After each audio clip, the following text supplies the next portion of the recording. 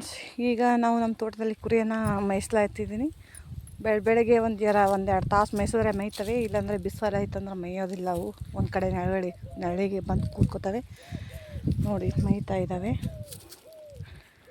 ಇದು ಇದೆಯಲ್ಲ, ಇದು ತುಂಬಾ ಕೀಟ್ಲೆ ಮಾಡುತ್ತೆ, ಮೈ ಮೇಲೆಲ್ಲ ಹಬ್ಬುತ್ತೆ.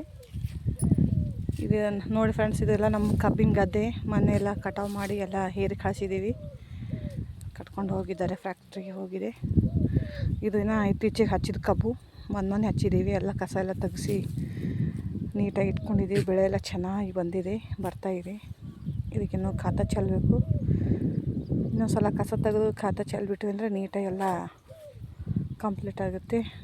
ಅದು ಗೋಧಿ, ಜೇವಿ ಗೋಧಿ ಅಂತ ಫ್ರೆಂಡ್ಸ್, ಉಪ್ಪಿಟ್ಟು ರವೆ ಮಾಡ್ತಾರಲ್ಲ ಆ ಥರ. ಅದು ಈ ಥರ ಇದೆ ನೋಡಿ friends. Thank you. Like and subscribe.